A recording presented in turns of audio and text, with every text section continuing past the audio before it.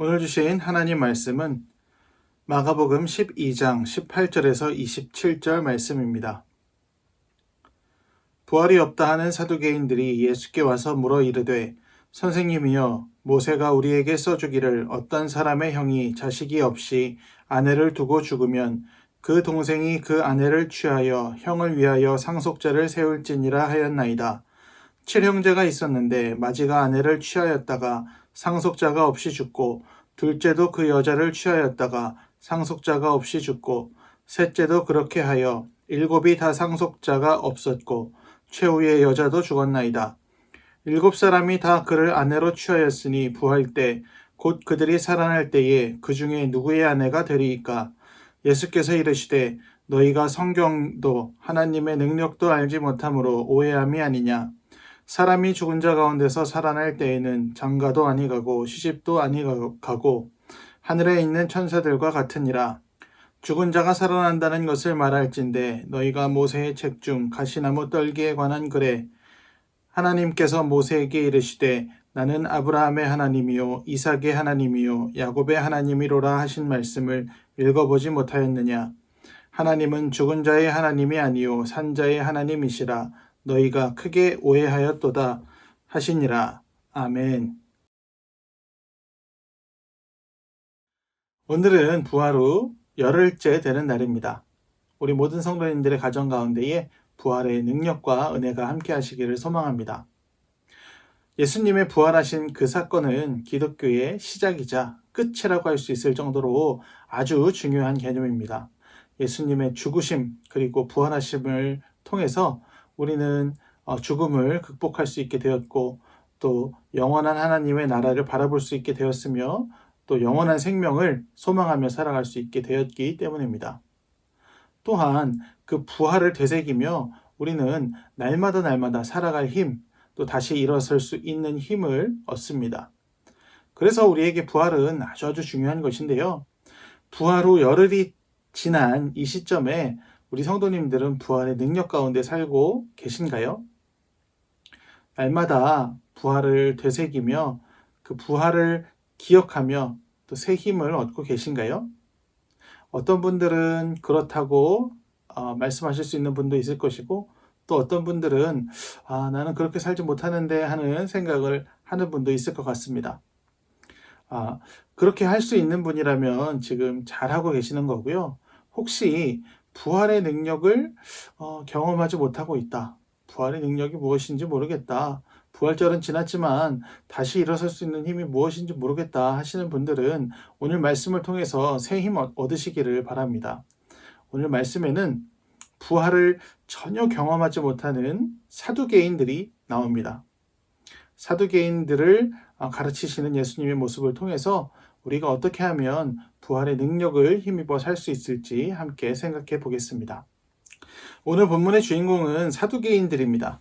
본문의 내용을 이해하려면 사두개인들이 무엇인지 우리가 먼저 좀 알아볼 필요가 있는데요. 사두개인이란 당시 유대인들의 가장 큰 종파 중에 하나에 속한 사람들이었습니다. 그 당시에 가장 큰 종파가 3개 있었는데요. 첫 번째는 바리새파, 그리고 두 번째는 사두개파, 세 번째는 에세네파라는 파가 있었습니다.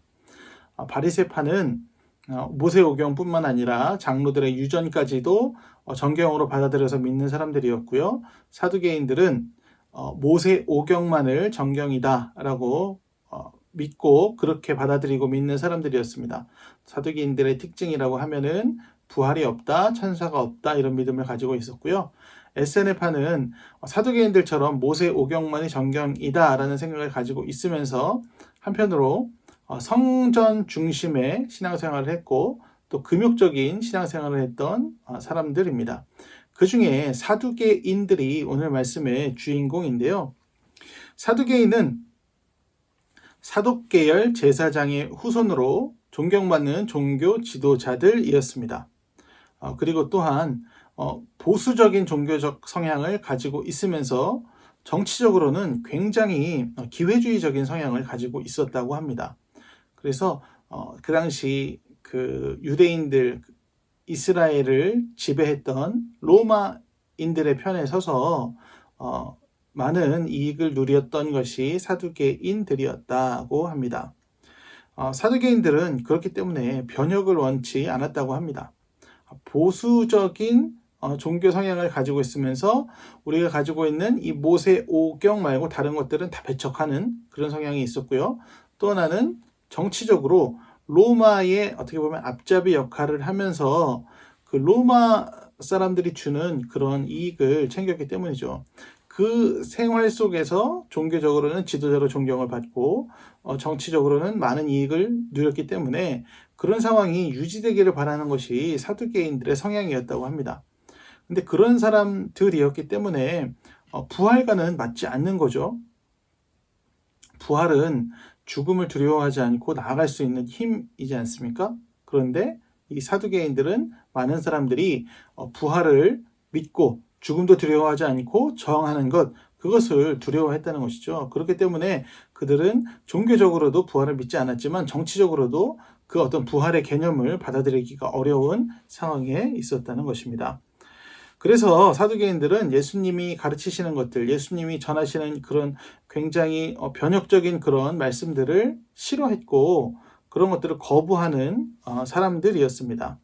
오늘 본문의 상황은 예수님께서 성전에 들어가셔서 성전을 깨끗하게 하심으로 인해서 자기들의 어떤 이익을 침해받게 된 사두개인들이 굉장히 화가 난 상황에서 예수님께 따지고 예수님을 난처하게 만들고자 질문을 하는 부분입니다. 이 본문에서 사두개인들은 예수님께 나와서 이렇게 질문을 하는데요. 모세오경에 기록된 형사 취수 제도, 그러니까 형의 아내가 형이 죽은 뒤에 자식을 남기지 못하고 죽은 뒤에 동생과 결혼하게 되는 그런 제도인데 그 제도에서 자식 없이 남편을 잃은 여자가 남편의 7형제, 그러니까 7형제 모두와 결혼을 하게 되었고 결국에는 아무하고도 자식을 낳지 못한 채로 이제 죽었다는 가정을 합니다. 그렇게 해서 사람이 죽었을 때, 아내가 죽었을 때 나중에 부활하게 되면 천국에서 그 7명의 남편을 다 만날 거 아니냐. 그렇게 해서 7명의 남편을 만났을 때 이 여자는 과연 누구의 아내가 되어야 하느냐 하는 것이 이 사두개인들의 질문이었습니다. 굉장히 극단적인 상황이죠. 이런 상황이 있을 수 있을까 하는 생각이 들 정도로 극단적인 상황인데 또 이런 상황이 없으라는 법도 없죠. 그렇기 때문에 이것은 생각만 해도 골치가 아픈 케이스이고 사두개인들이 부활이 없다 하는 것을 주장하기 위해서 계속해서 사용되었던 예시라고 합니다. 이런 상황에서 예수님께서는 사두개인들에게 이렇게 말씀을 하십니다. 24절 말씀인데요. 예수께서 이르시되 너희가 성경도 하나님의 능력도 알지 못함으로 오해함이 아니냐. 너희가 성경도 모르고 하나님의 능력도 모르기 때문에 너희는 지금 오해를 하고 있다 하는 말씀이죠. 이 말씀이 저는 오늘 본문의 핵심이라고 생각을 하는데요. 부활을 믿지 못하고 경험하지 못하는 사람들의 원인을 예수님께서 한마디로 진단해주고 계십니다. 왜일까요? 성경을 알지 못하는 것, 그리고 하나님의 능력을 알지 못하는 것, 그것으로 인해서 오해를 하고 있다. 그것으로 인해서 사람들은 오해를 하게 되고 오해함을 통해서 부활의 능력을 경험하지 못한다 하는 것이죠. 그래서 우리가 거꾸로 생각해 보면 우리가 성경을 바로 알고 하나님의 능력을 바로 안다면 부활의 능력을 날마다 경험하면서 살 수 있을 것입니다. 그러면 문제는 우리가 어떻게 하면 성경을 알고 또 어떻게 하면 하나님의 능력을 알 수 있을까 하는 것이죠. 그래서 우리는 본문을 통해서 먼저 성경을 알아야 합니다. 우리 본문 24절 말씀이죠. 예수께서 이르시되 너희가 성경도 하나님의 능력도 알지 못함으로 오해함이 아니냐. 우리가 성경을 알기 위해 필요한 것은 뭘까 한번 생각을 했는데요. 저는 이 사두개인들의 이 이야기를 보면서 필요한 것은 먼저 올바른 해석을 위한 노력이 필요하구나라고 생각하게 되었습니다. 사두개인들은 조금 전에 말씀드린 것처럼 제사장 계열의 사람들이고 하는 일은 제사장 일을 이들이 계속 감당해 왔습니다. 그렇게 보면은 당시의 정경 중에 핵심이라고 할 수 있는 모세오경을 달달 외우는 사람들이 이 사람들이었습니다. 그러니까 이 사람들이 성경을 모를 리가 없죠. 성경 지식이 굉장히 보통 사람들에 비해서 많이 갖춰져 있는 것이 이 사두개인들이었습니다. 그러니까 사두개인들이 성경을 모른다 하는 것은 이 사람들에게 성경 지식이 없다 이렇게 받아들이면 안 되고요. 지식은 많이 있는데 그들의 해석이 잘못되었다 하고 우리는 생각해 볼 수 있겠습니다.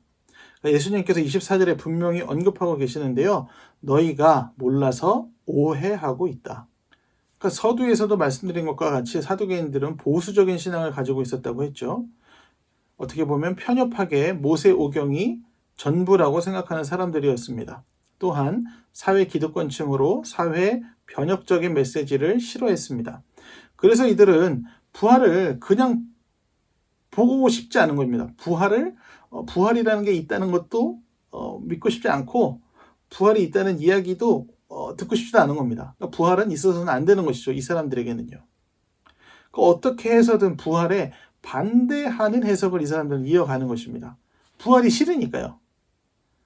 그러니까 부활을 그들이 지식으로 납득하지 못해서 싫은 것이 아니라 그들의 어떤 상황 가운데에 부활은 있어서는 안 되는 개념인 것입니다. 그러니까 부활을 어떻게든지 없는 것으로 만들기 위해서 부활에 반대되는 예시를 막 찾아내고 만들어내다 보니까 이 7형제의 이야기가 나온 것이죠.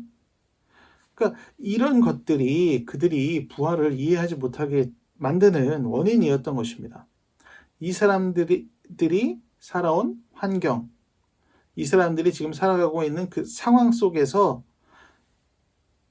부활이라는 것을 잘못 해석하게 하는 그런 상황 속에 이 사람들이 있었다는 것이죠.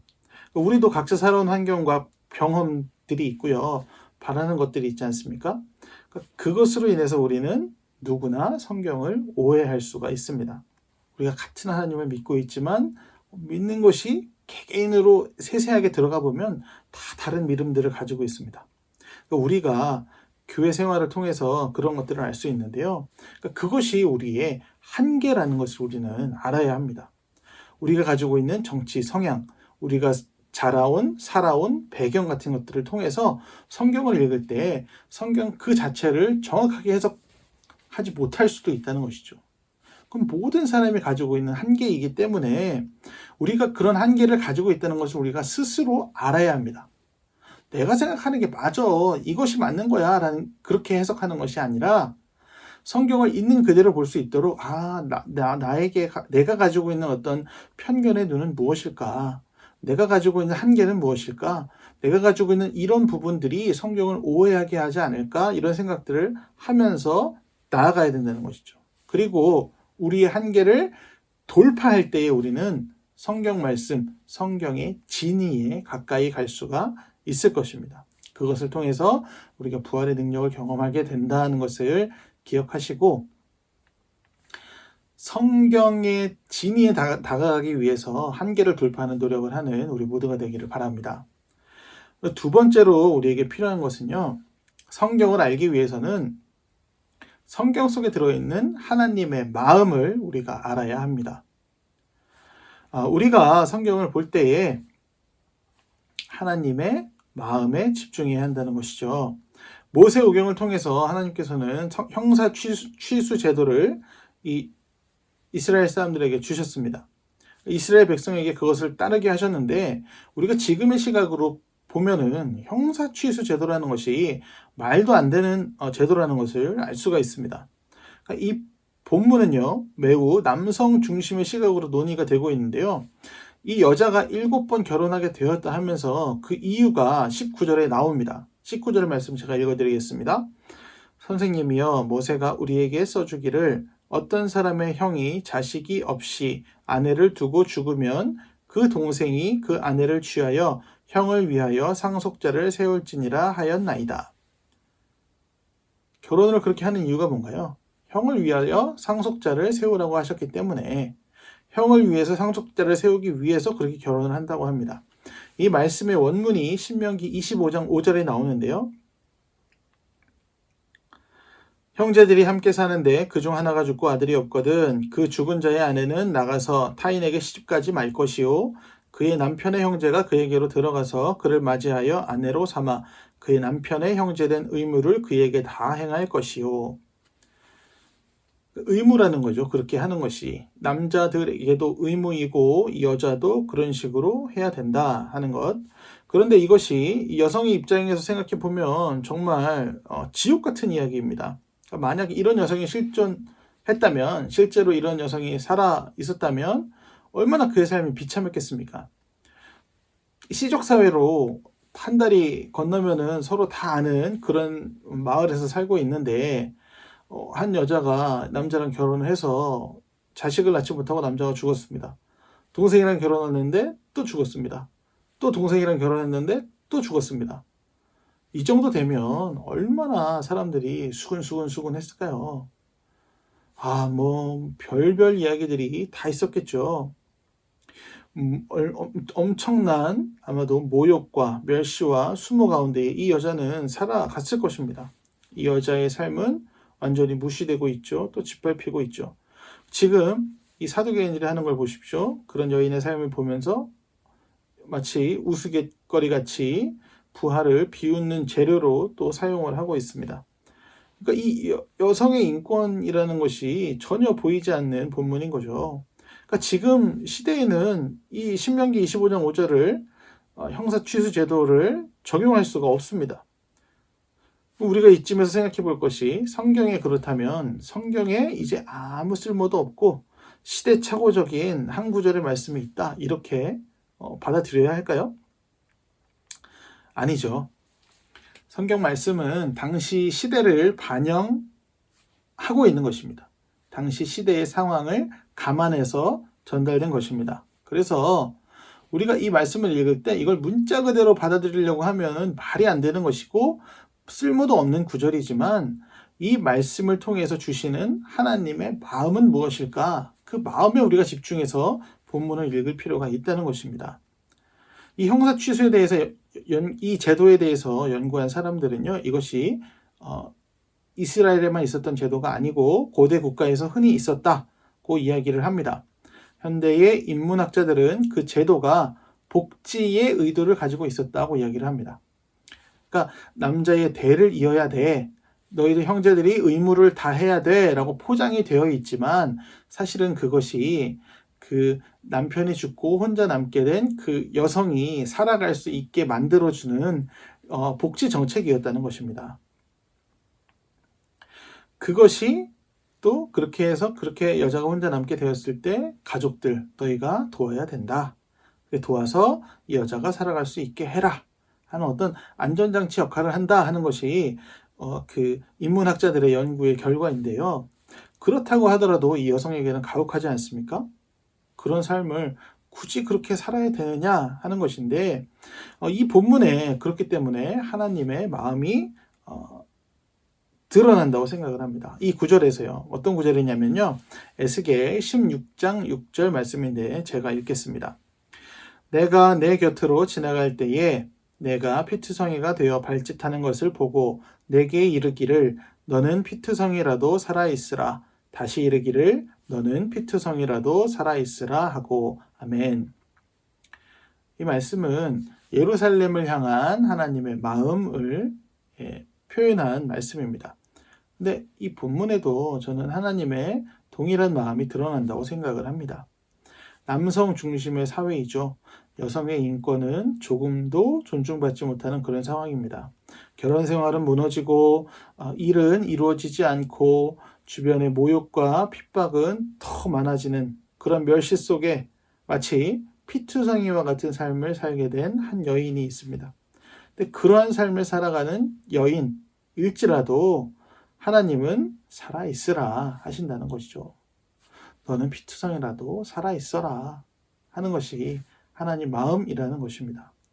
아무도 돌보지 않는 것 같은 그 상황, 그래서 어떻게 그 사람들의 그 시대적인 한계 속에서 네가 살아갈 수 있는 방법을 조금 만들었지만, 그 상황 속에서 그럼에도 불구하고 많은 고통 속에 네가 살아가게 되겠지만, 그럼에도 불구하고 하나님은 네가 살아가기를 바라신다. 그리고 하나님께서 나머지 부족한 부분들을 삶 가운데에 채워주시겠다 하는 것이 이 본문 신명기 25장 5절에 나타나는 하나님의 마음인 것입니다. 피투성이라도 살아있어라. 하나님이 그렇게 하나님의 자녀들에게 말씀하신다는 것이죠. 그런데 사두개인들은 이 하나님의 마음은 모르고 본문의 문자적인 내용에만 집착하고 있습니다. 그래서 어떻게 해요? 그러한 상황에 있는 사람의 안타까움은 보지 못하고 웃음거리로 만들면서 부활이 없다는 내용의 증거로 이 구절을 들이밀고 있는 것입니다. 본문의 뜻과는 전혀 상관없는 것인데 거기에 꼬투리를 잡아서 자기 입맛에 맞는 해석을 하고 있는 것. 이것이 바로 사두개인들의 오해인 것입니다. 성경 말씀은 지금도 살아있습니다. 시대적인 모든 상황 가운데에서도 그 모든 것을 초월하는 하나님의 뜻이, 하나님의 마음이 그 성경 안에 들어있습니다. 그래서 우리는 성경을 깊이 탐구해서 하나님의 뜻을 발견해 가야 합니다. 우리가 그렇게 하나님의 뜻을 찾아 나가서 하나님의 뜻을 발견했을 때 성경을 그냥 문자로만 읽고 지나가는 것이 아니라 왜 이런 말씀을 주셨을까 하는 그 탐구, 노력, 그 가운데에 하나님의 그 진짜 마음에 다가갔을 때 우리는 부활의 능력을 경험할 수 있게 되는 것입니다. 우리 모두가 그것을 기억하기를 바랍니다. 두 번째로 우리는 하나님의 능력을 알아야 하는데요. 24절 말씀을 제가 한 번 더 읽겠습니다. 예수께서 이르시되 너희가 성경도 하나님의 능력도 알지 못함으로 오해함이 아니냐. 우리가 하나님의 성경을 알아야 되고 또 하나님의 능력을 알아야 하는데 하나님의 능력을 알지 못하는 가장 중요한 이유는 하나님의 능력을 한정하기 때문입니다. 예수님께서는 사두개인의 질문에 대답하시면서 사두개인이 인정할 수 있도록 모세오경 중에 출애굽기 내용을 통해서 이야기를 하십니다. 그러니까 출애굽기 3장 6절에서 하나님께서 모세에게 나타나셨을 때 하나님이 이렇게 말씀하십니다. 또 이르시되 나는 내 조상의 하나님이니 아브라함의 하나님, 이삭의 하나님, 야곱의 하나님이라. 모세가 하나님 배웁기를 두려워하여 얼굴을 가리매. 아멘. 출애굽기 3장 6절에 이런 말씀이 있는데요. 예수님께서는 이 구절을 말씀하시면서 하나님은 살아있는 자의 하나님이시다. 그런데 하나님께서 아브라함, 이삭, 야곱의 이름을 언급하며 모세에게 나타나셨다. 그러니까 그 사람들은 하나님의 능력 가운데에 죽었지만 죽은 것이 아니다. 하나님의 능력 가운데에 그들은 다시 살아나 살게 될 것이다 하는 말씀을 이제 하신 것입니다. 그러니까 이것이 예수님의 방식으로 부활을 설명하신 것입니다. 그러니까 그 구절로 사람이 어떻게 다시 살아나게 되는지, 살아나면 어떤 삶을 살게 되는지 그러한 친절한 설명 같은 건 없습니다. 부족한 설명이죠. 그렇지만 이것은 부활의 개념을 말로는 다 설명할 수가 없기 때문에 경험해 보기 전에 알 수 없기 때문에 예수님께서는 그 정도의 이야기만 하신 것이죠. 세상 모든 게 그렇지 않습니까? 직접 경험해 보기 전에는 그게 뭔지 이해하기가 어렵습니다. 천국에 대한 개념도 마찬가지입니다. 우리가 천국에 가보지 않았기 때문에 천국이 어떤 것이다 예수님께서 설명해 주신 것, 그 설명으로 인해서 더 큰 착오가 생길 수 있습니다. 어떻게 보면 예수님은 아주 간단하게 천국에 대해서 최소한의 정보만 주셨습니다. 어떻게 보면 불필요한 오해를 하지 않도록요. 우리도 그러한 상황 속에서 우리가 천국을 받아들여야 한다는 것이죠. 우리가 천국을 이해할 때에 우리가 가지고 있는 한계, 우리의 어떤 지식과 우리가 가지고 있는 어떤 시각, 우리의 경험 이런 것들을 바탕으로 천국을 이해하게 되며 그것은 원래의 천국의 모습과 굉장한 차이가 있을 것이다 하는 것을 우리가 인식하고 있어야 됩니다. 우리가 그렇게 인식을 하고 있을 때에 하나님의 능력을 제한하지 않을 수 있습니다. 하나님이 만드신 아름다운 천국이 있습니다. 그런데 우리가 알고 있는 걸로 천국을 생각해 보면 우리는 티끌만큼밖에 이해하지 못합니다. 근데 그렇게 생각하면서 나 정도면 천국을 충분히 이해할 수 있는 사람이야 라고 생각하게 된다면 하나님의 능력, 이만큼 있는 하나님의 능력을 요만한 나의 시각으로 제한할 수밖에 없다는 거죠. 그래서 우리가 가지고 있는 그러한 한계로 하나님의 능력을 제한하지 않도록 노력을 해야 되는 것입니다. 이 당시 사람들이 똑같은 실수를 하고 있습니다.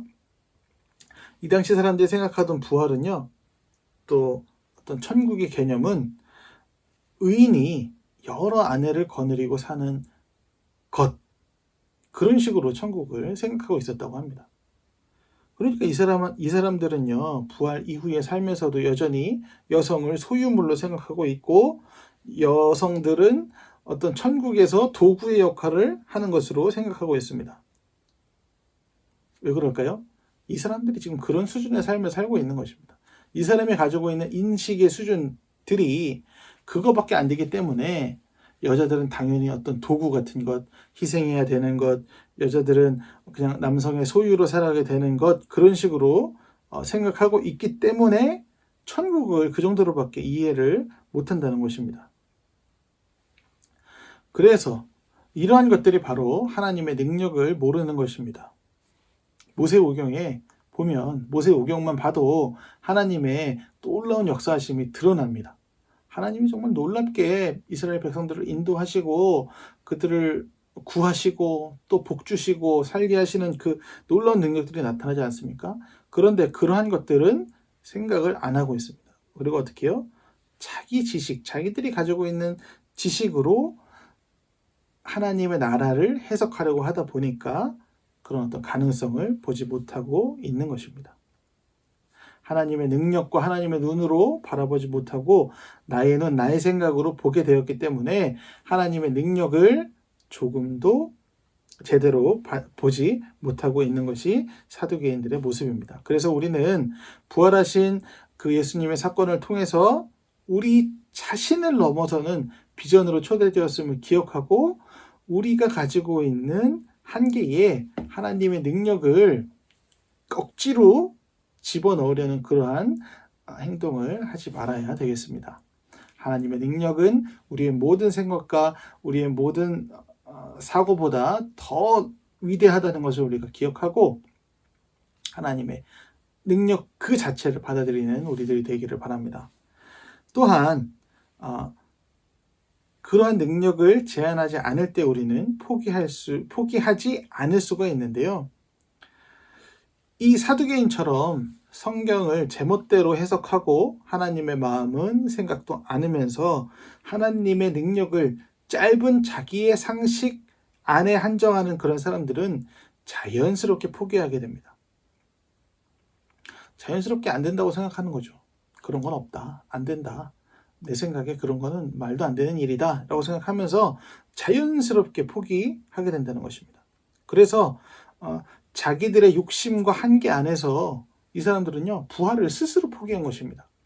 예수님께서 이 사람들에게 부활을 뺏으셨나요? 아니죠. 그들이 스스로 부활은 없는 거야, 있어서는 안 되는 거야, 뭐 이런 생각도 있었을 것이고, 부활은 우리 생각에는 말도 안 되는 일이야, 부활하면 이런 것도 안 되잖아, 이렇게 상충되는 부분들이 있잖아, 그러니까 아니야, 부활은 없는 거야, 이런 식으로 스스로 부활을 없다 치부하고 어떻게 해요? 부활했다는 그 소식을 받아들일 수 없는 사람들이 된 것입니다. 그렇게 이 사람들은 그 자기들이 가지고 있는 그 알량한 지식과 알량한 어떤 권리를 유지하려고 하며 하나님의 능력을 버리고 또 부활을 내팽개친 사람들입니다.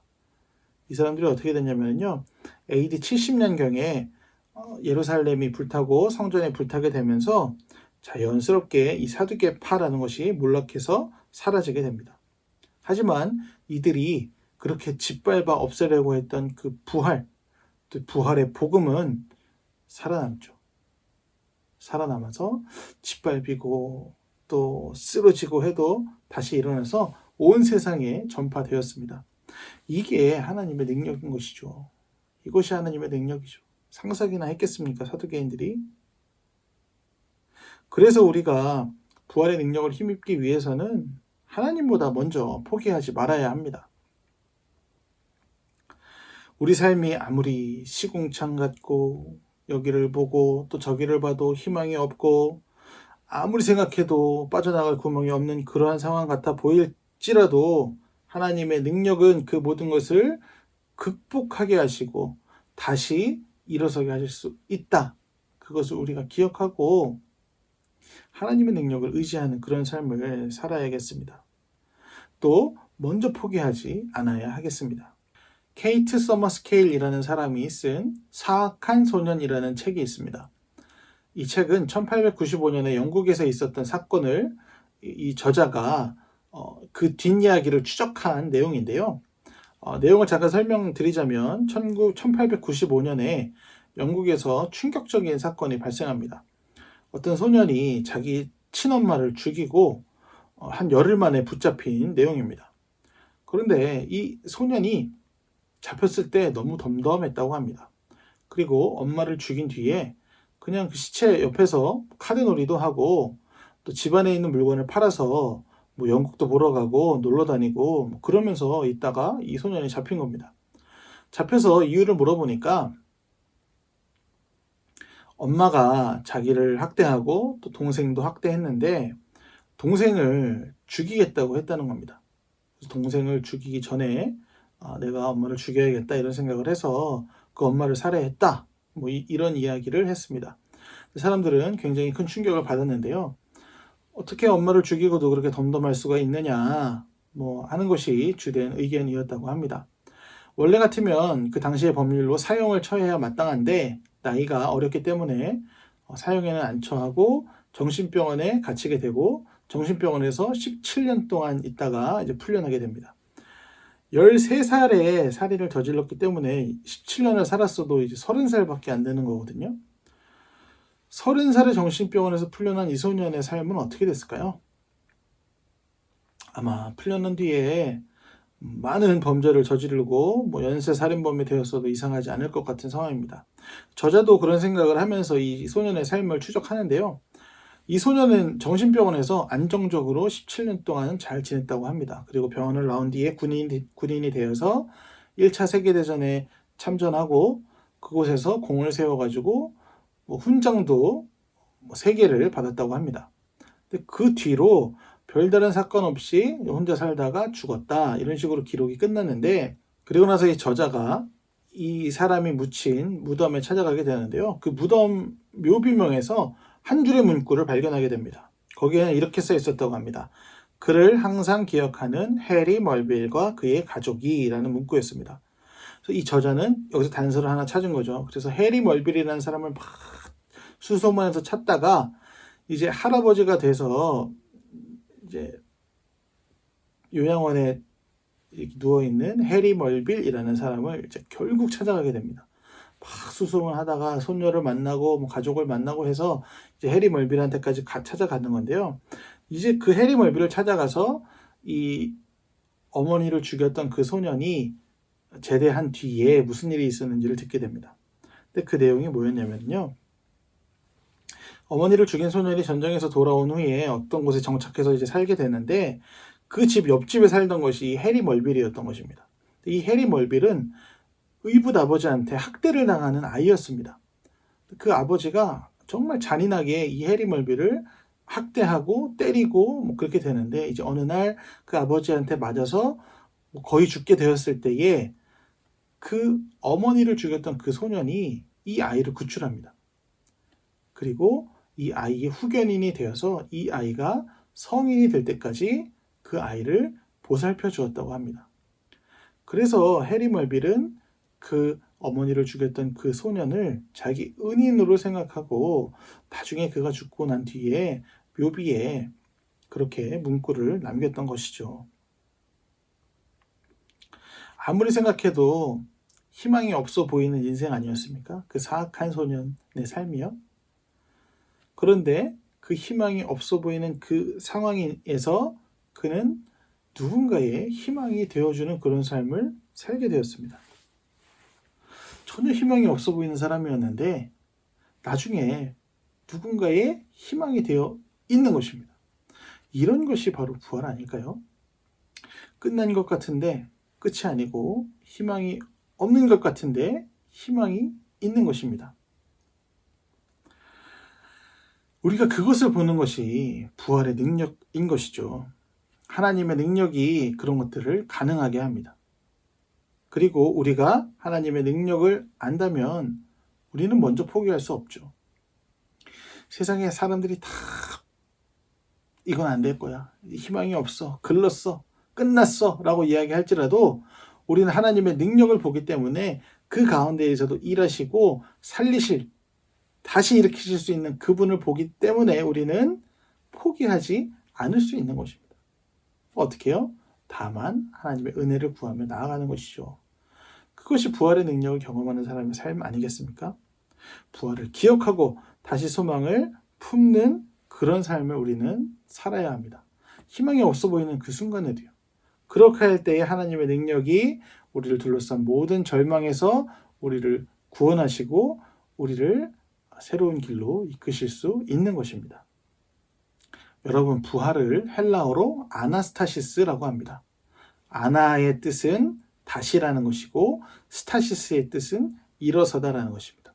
합치면 아나스타시스, 다시 일어서다. 부활이 다시 일어서는 것이라는 것입니다. 예수님의 부활의 사건을 통해서 하나님은 우리에게 다시 일어설 힘을 주셨습니다. 우리가 성경을 알고 하나님의 능력을 할 때 우리는 다시 일어설 수 있는 힘을 얻습니다. 그 다시 일어설 수 있는 그 힘으로 우리는 절망적인 상황, 좌절할 수밖에 없는 상황, 넘어질 수밖에 없는 그런 상황에서 다시 일어설 수 있습니다. 그것이 바로 부활의 능력입니다. 하나님이 우리에게 그 능력 주셨음을 우리가 기억하고요. 하나님의 말씀을 잘 알고 잘 해석하고 하나님의 마음을 찾아가면서 또 하나님의 능력을 나의 능력 가운데에 제한하지 않고 하나님이 포기하시지 않은 것을 내가 먼저 포기하지 않는 그런 삶을 살아가면서 부활의 능력을 마음껏 경험하는 우리들 되기를 바랍니다. 부활의 능력 가운데에 다시 일어서는 우리 신성북교회 모든 성도님들 되시기를 간절히 소망합니다. 우리 함께 기도하겠습니다. 사랑의 하나님, 감사합니다. 부활의 예수님을 통해서 우리에게 영원한 하늘나라의 소망을 주시고 다시 살아남의 기쁨을 주심을 감사드립니다. 하나님께서 주신 그 부활의 능력을 힘입어 날마다 살아가는 우리들입니다. 하나님의 말씀을 더 깊이 깨달으며 하나님의 마음을 알기 위해 더 노력하며 나의 능력으로 하나님의 능력을 제한하지 않으며 또한 하나님이 포기하시지 않은 일을 먼저 포기하지 않는 우리들 되게 하여 주옵시고 우리의 그런 삶을 통하여서 부활의 하나님, 부활의 능력을 마음껏 경험하며 하나님이 우리에게 주신 그 다시 일어서는 힘으로 나아가는 우리 모두가 되게 하여 주시옵소서. 우리 삶에 절망하게 되고 좌절하게 되고 넘어지게 되는 많은 사건들이 있습니다. 하지만 아버지 하나님, 우리들에게 허락하신 그 부활의 능력으로 다시 일어서게 될 줄을 믿습니다. 그 믿음 가지고 나아가는 모든 신성북교회 성도들 되게 하여 주옵시고 그런 믿음으로 나아갈 때에 하나님의 능력으로 힘있는 삶 살아가는 우리 모두가 되게 하여 주옵소서. 어렵고 힘들고 괴로운 상황에 있는 모든 사람들을 주님께서 함께하여 주옵시고 그들 가운데에 부활의 능력으로 새롭게 하옵소서. 이 모든 말씀 우리를 구원하신 예수 그리스도의 이름으로 기도하옵나이다. 아멘.